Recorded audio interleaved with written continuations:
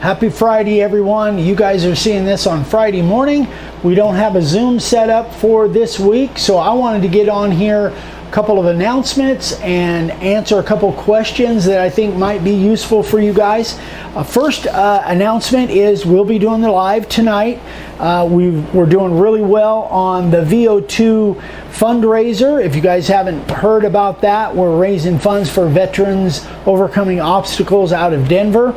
And you guys, a lot of you have donated, and we really appreciate that. We're going to talk about some raffle prizes tonight on the live, on the YouTube live at 6 p.m. Pacific time. And you guys have gone above and beyond, so we really want to thank you. But we'll be talking about it again tonight. But the raffle tickets are $5 a piece, and you can just get a hold of Vicky with davesigns@gmail.com, and she can walk you through the details. But it's a very cool organization. We did the Zoom with them last Friday. I think you guys would have seen it last Friday. Anyway, thank you so much for all the donations, and we got a week to go. So that was that. Secondly, premium members. I haven't talked to you guys for a while. This is just toward premium members.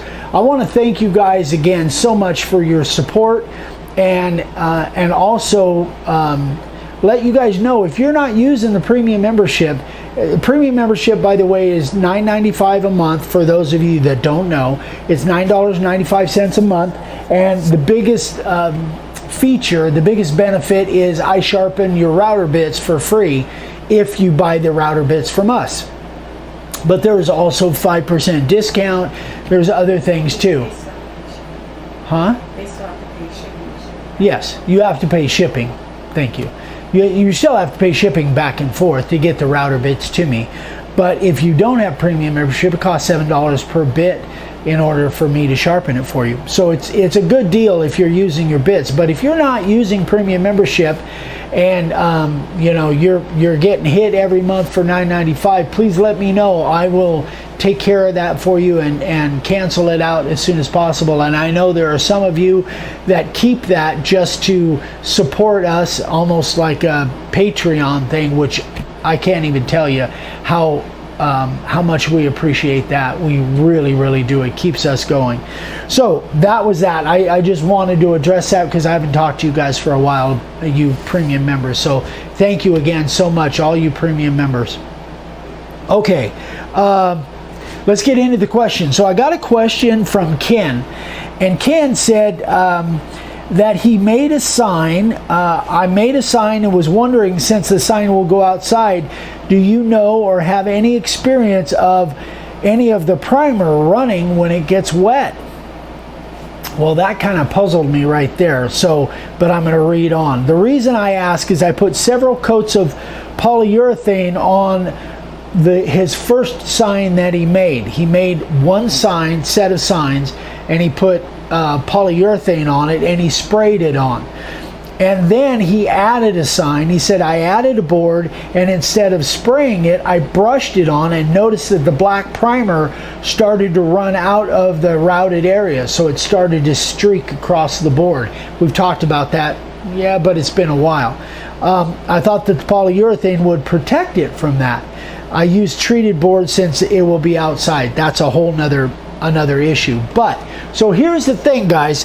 If you're using the primer or the ink, whatever you're using for your background, and you're going to put polyurethane on it, there's a reason that I always spray it on. I used to brush it on, but even when I did brush it on, I found very quickly that unless I sealed it up first with the spray, then the brush, going in there with the brush, would cause it to pull that black out of there and could streak across the board. So if you're going to use, if you're going to brush it on, always seal it up with a couple coats of the spray can first. This stuff is kind of expensive, but you definitely want to seal it up first with the spray if you're going to brush your finish on. At least that's been my experience. Maybe you're using something that doesn't do that, but my experience is if you're going to brush it on, always seal it up with a couple coats of this stuff, and then just keep that just for that. or you can put the whole finish on with that. Just going to take a lot of coats because it's a really fine mist spray. But that's one of the reasons that I love the Critter so much, because I can just spray it and it works great, whether you're using polyurethane or, you know, spar urethane, whatever you're using. So that's what happened here. It pulled and streaked across the board because he didn't seal it up with this spray. So that's just an FYI. Second question from Jeff.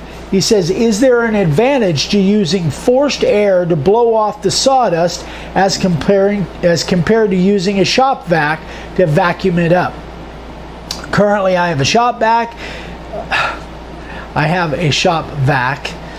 And it can exhaust as well as vacuum. I just would think that from a dust collection aspect, vacuum would be better. Well, you guys know, if you watch very long, I do all of my sawdust creation now outside on the patio, and so I blow everything off, but that's not the biggest reason I blow it off. If you use a shop vac,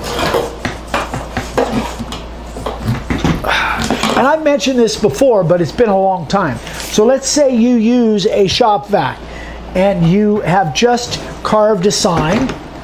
I'm just going to grab this board. This is kind of just a representative sample, something I had laying around out there.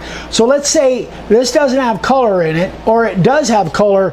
It has the black down in here, and you've just sanded it off, and you got to get all that sawdust out there. If you take a vacuum and you do it with the vacuum, and I've done this both ways, guys.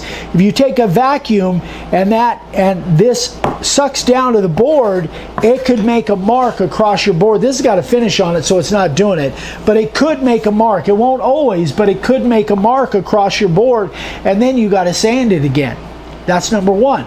So then you might ask, well, what if you put one of those brushes on the end of here and then you vacuum it with that? The problem with that is, if you have sawdust back in here and you've just sprayed this black and you've sanded it off and that sawdust is in there, if that brush mixes with the sawdust, it will microscopically scratch that black. And it doesn't look like much, but it comes out much duller. And I've done videos on this in the past. So that's the biggest reason we don't use a vacuum. Now, some of you may be carving in a shop and you want to vacuum it off. That's fine. You can do that, but just be aware that if this pulls against the board, it's going to make a mark across your board that you might have to hand sand. And no matter what you do, do not use a brush on the end of this as you're vacuuming it out. Get all the sawdust out of there first. Then you can take a soft brush very lightly and brush off in case you have any little burrs or anything on there. But I always get the sawdust out of the background before I do that, because that sawdust mixed with, if you brush that back in there with sawdust in there, it will definitely dull that black. And I learned this the hard way. Dad and I learned this the hard way many decades ago. So that's the reason I don't use a vacuum. Again, you guys have to use what works best for you, but I will always use forced air. I like this little blower. I like my air gun.